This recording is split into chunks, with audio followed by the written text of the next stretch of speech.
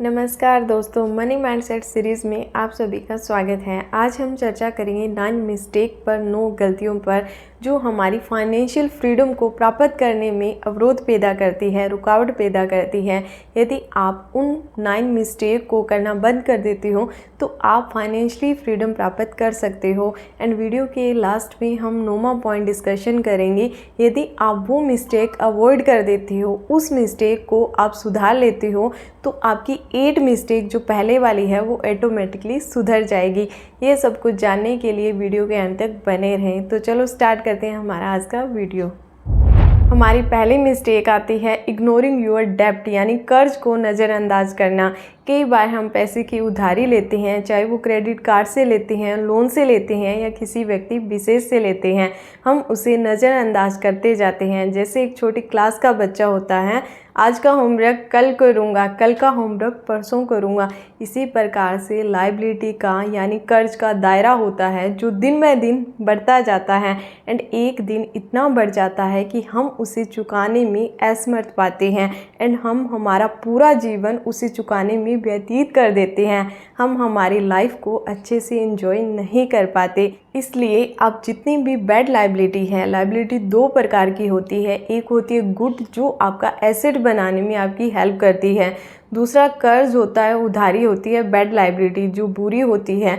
जो बुरी लायबिलिटी है, जितना हो सके उतनी जल्दी आप उसे निपटाने की कोशिश करें। इसके ऊपर एक छोटा सा किस्सा भी है। एक राजा एक व्यक्ति से प्रसन्न होकर उससे कहते हैं कि सूर्य उदय से लेकर सूर्य अस्त होने तक जितना आप दायरा बना सकते हो, घेरा बना सकते हो, उतनी ज़मीन आपकी हो जाएगी। वो व्यक्ति बहुत तेज़ी से दौड़ता है एंड बहुत बड़ा दायरा बना लेता है। जैसे हम कर्ज का दायरा बना लेते हैं बहुत बड़ा, जैसे ही वो व्यक्ति यहाँ पहुँचता है उसकी मृत्यु हो जाती है एंड उस व्यक्ति को उसी ज़मीन के दायरे में छोटी सी जगह में दफना दिया जाता है। इसी प्रकार से हमारी लायबिलिटी का घेरा है, दायरा है, वो दिन में दिन बढ़ता जाएगा। यदि आप उसे नज़रअंदाज करोगे तो वो दिन में दिन बढ़ेगा, न कि घटेगा। आप जितना जल्दी हो सके उस लायबिलिटी को चुकाने के लिए आप प्रयत्न करें। हमारी दूसरी मिस्टेक आती है neglecting to set financial goal, यानी फाइनेंशियल लक्ष्यों का निर्धारण न करना।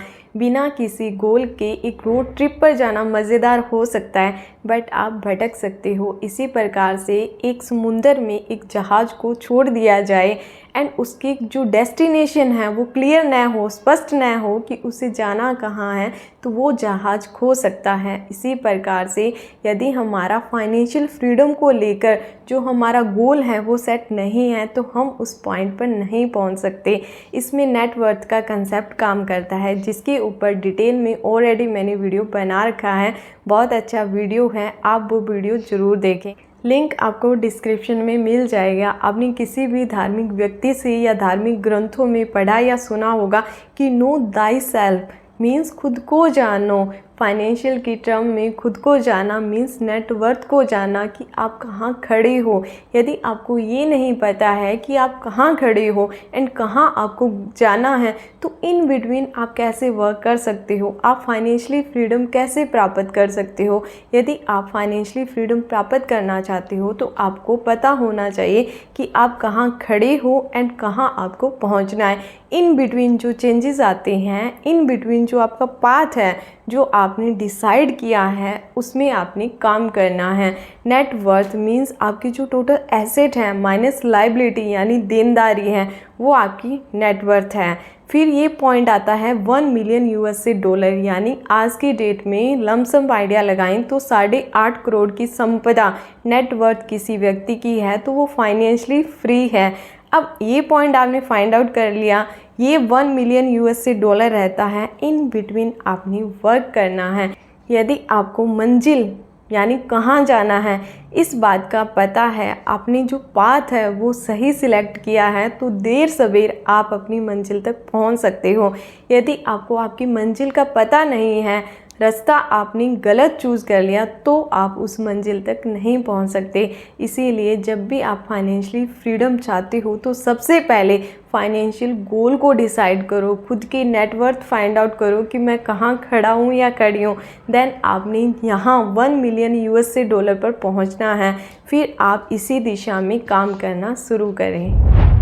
हमारी तीसरी मिस्टेक आती है नोट सेविंग फॉर रिटायरमेंट, यानी रिटायरमेंट बचत न करना। यूएसए की फेडरल रिपोर्ट के अकॉर्डिंग अमेरिका में इसका डाटा 75% है, यानी वहाँ 75% लोग रिटायरमेंट बचत करते हैं। बट इंडिया में इसका डाटा देखा जाए तो ये 2022 में 45% था एंड 2023 में ये 38% हो चुका है। इसे बढ़ना चाहिए था बट ये कम हुआ है। मतलब क्या है कि या तो हम बुढ़ापे में हमारे बच्चों के ऊपर डिपेंड रहेंगे या हम हमारा बुढ़ापा गवर्नमेंट के सहारे जिएंगे, जो कि दोनों कंडीशन ही अप्रिशिएबल नहीं है। यदि आप बच्चों के सहारे जीते हो तो आप उन पर बोझ बनोगे। यदि आप गवर्नमेंट के सहारे जीते हो तो बुढ़ापे के खर्चे जो जितने भी आपके होते हैं उन्हें पे करने में आपकी जो सरकार है वो असमर्थ रहेगी। इसलिए बहुत ज़रूरी है कि आप रिटायरमेंट बचत करें। हमारी चौथी मिस्टेक आती है लिविंग बियॉन्ड योर मीन, यानी आमदनी अठन्नी खर्चा रुपया। देखो, फाइनेंशियली फ्रीडम होती है वो इस बात पर निर्भर नहीं करती कि आप कितना कमाते हो। इट इज़ डिपेंड ऑन कि आप कितना कमाकर उसमें से किस प्रकार से खर्चा करके कितना बचाते हो एंड उस बचत को किस प्रकार से आप निवेश करते हो, यानी इन्वेस्टमेंट करते हो। नया फ़ोन, ब्रांडेड कपड़े, शानदार गाड़ी, शानदार घर सबको अट्रैक्ट करती हैं, बट आपको इस बात का विशेष ध्यान में रखना है कि क्या इनका निर्वाह मेरे दायरे में आता है। यदि आता है तो आप इनका निर्वाह कर सकते हो, आप इन पर खर्चा कर सकते हो। अदरवाइज़ आप इन चीज़ों को अवॉइड करें। मैं यहाँ पर ये नहीं कह रही कि आप भौतिक वस्तुओं का त्याग करो, बट सबसे पहले आप जो अपना दायरा है उसे बढ़ाने की कोशिश करो। दायरा आपका बढ़ जाएगा तो जो आपकी लग्जरी शौक़ है वो ऑटोमेटिकली कंप्लीट हो जाएंगे। एक्सपर्ट की राय के अकॉर्डिंग आप किसी को दिखावे के लिए या लग्जरी आपको शौक़ है उन पर आप ईएमआई या लोन के थ्रू पेमेंट न करें। यदि आपका सामर्थ्य नहीं है तो जब आपका सामर्थ्य हो जाए, मीन्स आपने अपना सामर्थ्य बढ़ाना है, आपने अपनी कैपेबिलिटी बढ़ानी है, जब वो बढ़ जाए तो आप उन चीज़ों को परचेज़ कर सकते हो। हमारी पांचवी मिस्टेक आती है फियर ऑफ इन्वेस्टमेंट। जब भी हम फाइनेंशियली फ्रीडम की यात्रा जर्नी को स्टार्ट करते हैं तो सबसे बड़ी रुकावट होती है जो हमारा इन्वेस्टमेंट है, निवेश को लेकर हमारे मन में डर रहता है कहीं हमारे पैसे का लॉस न हो जाए, हमारा पैसा बर्बाद न हो जाए। जो हम एसेट परचेज़ कर रहे हैं, चाहे वो आप रियल एस्टेट में, स्टॉक मार्केट में या कॉमर्शियल साइड में पैसा लगा रहे हो, उसमें लॉस न हो जाए, वो एसेट है उसकी वैल्यू कम न हो जाए। एंड इसी डर की वजह से हम एफडी या लोन का ऑप्शन सिलेक्ट करते हैं जिसमें आपका पैसा 6 to 7% ग्रो होता है। वहीं दूसरी ओर जो महंगाई है वो 7 to 8% ग्रो हो जाती है। तो एक्चुअल में आप प्रैक्टिकली थिंक करो कि आपका पैसा है जो 1-2% है वो घटा है न कि बढ़ा है। सबसे पहले आप अपने खर्चों को कंट्रोल करके मैनेज करके आप सेविंग करो। फिर जो एक सेविंग हो जाती है स्पेसिफिक अमाउंट में, इस सेविंग को आप इन्वेस्टमेंट करना सीखो। एंड जब भी आप अपनी फर्स्ट इन्वेस्टमेंट करते हो तो किसी एक्सपर्ट की राय लो, डीप एनालिसिस करके आप इन्वेस्टमेंट करो, चाहे वो आप रियल एस्टेट में करो, कॉमर्शियल में करो या स्टॉक मार्केट में। बट आपने अपनी पहली इन्वेस्टमेंट है वो सोच समझ कर करनी है। यदि आप अपनी पहली इन्वेस्टमेंट सोच समझकर करते हो एंड उसमें आपको अच्छा प्रॉफिट गेन होता है तो आप दूसरी इन्वेस्टमेंट भी इजीली कर लोगे। अदरवाइज़ आपके अंदर फियर का लेवल और भी बढ़ जाएगा, आप एफडी और बैंक को ही सिलेक्ट करोगे। तो जब भी आप अपनी फर्स्ट इन्वेस्टमेंट करते हो किसी से कंसल्टेशन ले सकते हो, किसी एक्सपर्ट की राय ले सकते हो एंड उसके अकॉर्डिंग आपने अपनी पहली इन्वेस्टमेंट सोच समझकर करनी है। हमारी छठी मिस्टेक आती है falling prey to instant gratification. इसके ऊपर एक मार्शमेलो एक्सपेरिमेंट भी हुआ है। उसके अकॉर्डिंग जो बच्चे धैर्य बनाए रखते हैं, जो पैशंस के साथ अपनी लाइफ को स्पेंड करते हैं, उनकी हेल्थ, वेल्थ, रिलेशनशिप तीनों फील्ड अच्छे से काम करती हैं। तो आपने इमीडिएटली के चक्रों में नहीं पड़ना है, बिकॉज आज की दुनिया में जहाँ एक क्लिक करने पर हमें सब कुछ मिल जाता है, हमारा एक ऐसा माइंडसेट हो चुका है, एक रॉन्ग माइंडसेट बन चुका है कि हमें इमीडिएटली ग्रोथ चाहिए, हमें एकदम से करोड़पति बनना है। आपने बहुत सारी वीडियोस देखी होगी या कोई व्यक्ति आपको आकर कहता है कि आप एक महीने में 1 लाख रुपए लगाओ और करोड़ों पाओ। क्या ऐसा संभव हो सकता है? नहीं हो सकता। बट बहुत सारे लोग इस जाल में फंसकर अपनी संपदा को खो देते हैं। तो आपने ये मिस्टेक नहीं करनी है। आप सभी को पता है कि अच्छी चीज़ें हमेशा ही इंतज़ार के साथ प्राप्त होती हैं, उनमें धैर्य बनाए रखना बहुत ज़रूरी है। आप किसी अच्छी डाइनिंग में गए होंगे, वहाँ पर खाना आपको ऑर्डर करते ही नहीं मिलता, वहाँ आपको कम से कम 10 से लेकर 15 मिनट तक वेट करना पड़ता है। वहीं दूसरी ओर आप ढाबे पर जाते हो, आपको 5 मिनट के अंदर खाना परोस दिया जाता है। बट इन दोनों की क्वालिटी में रात दिन का फ़र्क होता है। इसी प्रकार से आपने इमीडिएटली के चक्करों में नहीं पड़ना है। हमारी 7th मिस्टेक आती है निगलेक्टिंग इंश्योरेंस, यानी इंश्योरेंस को नज़रअंदाज करना।